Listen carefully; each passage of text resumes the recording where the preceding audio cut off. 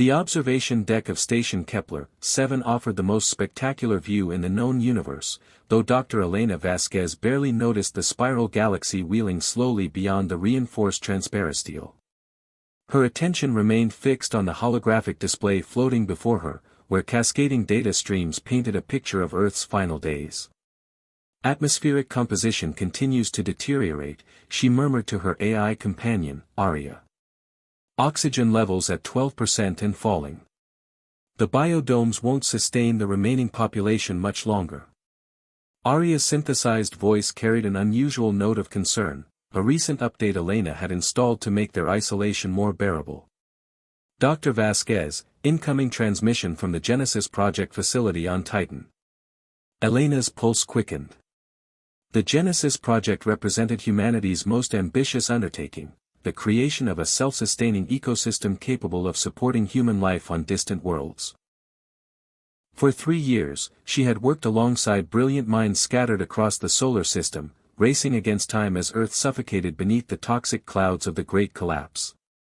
The hologram shimmered, revealing the weathered face of Dr. Marcus Chen. Behind him, the sterile corridors of the Titan facility buzzed with activity. Elena, we've had a breakthrough. The hybrid organism you designed, it's not just surviving in the prototype environment. It's thriving. Elena leaned forward, hardly daring to breathe. Her hybrid organism, a symbiotic merger of extremophile bacteria and modified photosynthetic algae, represented years of genetic engineering. It could theoretically create breathable atmosphere from the most inhospitable conditions, but theory and practice were vastly different things. Show me the data, she whispered. Marcus manipulated his own display, transmitting real-time readings from the Genesis chamber. Elena watched in amazement as atmospheric readings climbed steadily. Oxygen levels at 18% and rising. Carbon dioxide dropping to sustainable levels. The hybrid organism was not merely surviving, it was transforming a dead environment into something that could support human life. How long? Elena asked, her voice barely audible. At current rates, we could have a fully sustainable ecosystem within 6 months. But Elena. Marcus hesitated. We need more time than Earth has left. The evacuation ships can only carry 2 million people. We're looking at leaving 8 billion behind. The weight of those numbers settled on Elena's shoulders like a physical burden. 8 billion souls, condemned to suffocate on a dying world while a select few escape to the stars. She had dedicated her life to science, to the preservation of human knowledge and potential, but the mathematics of survival were brutally simple. There has to be another way, she said, more to herself than to Marcus. Aria's sensors detected Elena's elevated stress levels. Dr. Vasquez, may I suggest reviewing the atmospheric processor designs? Your hybrid organism shows remarkable adaptability. Perhaps we could scale the solution. Elena's eyes widened. The atmospheric processors, massive terraforming machines designed to transform entire planetary atmospheres over centuries. What if they could be modified, accelerated, deployed on Earth itself? Marcus, don't shut down the Genesis chamber. I'm sending you new specifications. Elena's fingers flew over the holographic interface, pulling up atmospheric processor schematics and overlaying them with her organism's genetic code. What if we don't evacuate everyone? What if we heal Earth instead? The concept that emerged from Elena's fevered calculations was audacious beyond measure. Rather than fleeing their dying world, humanity would deploy a network of atmospheric processors seeded with her hybrid organism. The machines would work in concert, scrubbing toxins from the atmosphere while the organisms generated breathable air at an unprecedented rate. The power requirements alone. Marcus began, but Elena was already solving that problem. Solar collectors in orbit, beaming energy directly to the processors. We have the technology, Marcus. We've been so focused on escape that we forgot about salvation. Over the following weeks, the greatest scientific minds in the solar system worked frantically to refine Elena's plan. The hybrid organism underwent rapid evolutionary cycles in controlled environments, each generation more efficient than the last. The atmospheric processors were redesigned for rapid deployment, their AI systems programmed to optimize the healing process.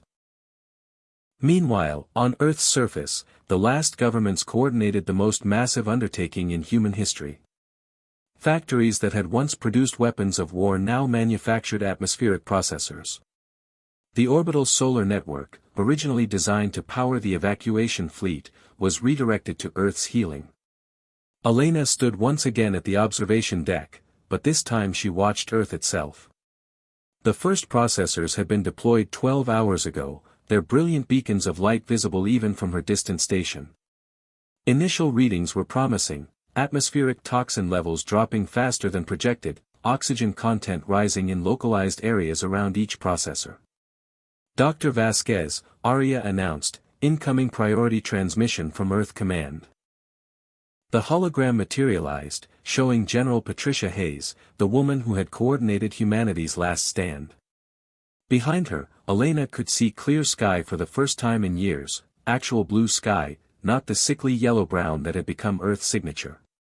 Dr. Vasquez, on behalf of humanity, I want to thank you. The processors are exceeding all projections. We're seeing sustainable atmospheric conditions in a radius of 50 kilometers around each installation, and the effect is spreading. Elena felt tears streaming down her face. How many do we save, General? All of them, Doctor. Your hybrid organism is proving even more adaptable than we hoped. It's beginning to spread naturally, carried by wind currents and water systems. At current rates, we'll have a habitable planet within 2 years instead of the centuries we originally projected. As Elena watched, more lights appeared on Earth's surface.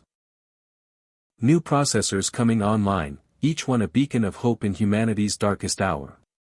The evacuation ships, once symbols of desperate flight, had been converted into supply vessels, carrying materials and personnel to support the greatest restoration project ever attempted.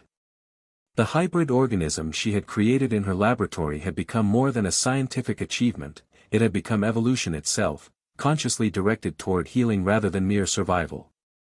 Earth would live, and with it, all of humanity. Elena placed her hand against the transparisteel, feeling the slight vibration of the station's life support systems. Soon, she would return home to a world reborn, where children would breathe clean air and look up at stars unmarred by toxic haze. Humanity's last hope had become its greatest triumph, not through escape, but through the courage to heal what they had broken. In the end, they had not fled from their mistakes but transformed them into salvation. The blue marble that was Earth continued its ancient dance around the sun, but now it danced toward a future worth living.